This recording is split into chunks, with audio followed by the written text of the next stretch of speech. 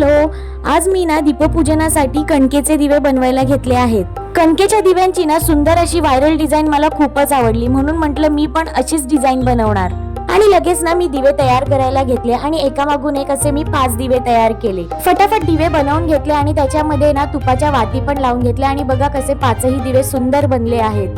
दिवे तर बनवून झाले आणि नशीब माझा दिवे बनवून झाल्यावर एक पिल्लू उठलेला आहे आणि आता उठल्या उठल्या आम्हाला आई लागते। आई जवळ अशी लाडीगोडी करायची असते। बराच वेळ तिला लाडीगोडी केली आणि त्याच्यानंतर ना मी दिव्याचं ताट सजवून घेतलं आणि हे बघा आजच्या दीपपूजनासाठी तयार झालेले दिवे आणि मी मनापासून केलेली छोटीशी तयारी। दिवे तर आता रेडी आहेत आणि आजच्या दीपपूजनाच्या दिवशी आपल्या घरात ना जेवढे दिवे असतात त्या सगळ्यांना स्वच्छ करून त्यांची पूजा केली जाते।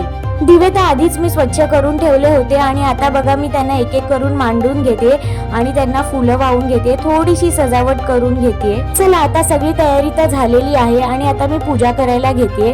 पहिले मी एक एक करून ना सगळे दिवे लावून घेतले, त्यांना हळद कुंकू वाहिले, तांदूळ वाहिले आणि त्यानंतर तुपाचे दिवेही लावले आणि पूजा करून घेतली। आता मला ना जेवढं समजतं, माझ्याकडे जेवढी माहिती आहे ना तेवढं मी करण्याचा प्रयत्न करत असते। देवाला सांगते काही चुकलं माकलं असेल तर खरंच मला माफ कर। चला आता या कणकेच्या दिव्यांनी आहे ना माझ्या दिव्यांची पूजा तर झालेलीच आहे। ह्याच कणकेच्या दिव्यांनी आहे ना आपल्या घरात असलेल्या लहान मुलांना पण आपण ओवाळायचं असतं, म्हणून आता माझ्या दोन्ही पिल्लांना मी ओवाळण्यासाठी एकत्र बसवलं आहे। खरं तर या दोघांना पण एकत्र एका वेळी बसवणं आहे ना खूप कठीण आहे, पण त्यांना मी चॉकलेटचा लालच दाखवून एका ठिकाणी बसवलं आहे आणि दोघं पण किती छान बसलेत बघा। असं म्हणतात की लहान मुलांना दृष्ट लागू नये आणि त्यांचे आरोग्य उत्तम राहण्यासाठी आहे ना या कणकेच्या दिव्यांनी त्यांचे औक्षण केले जाते।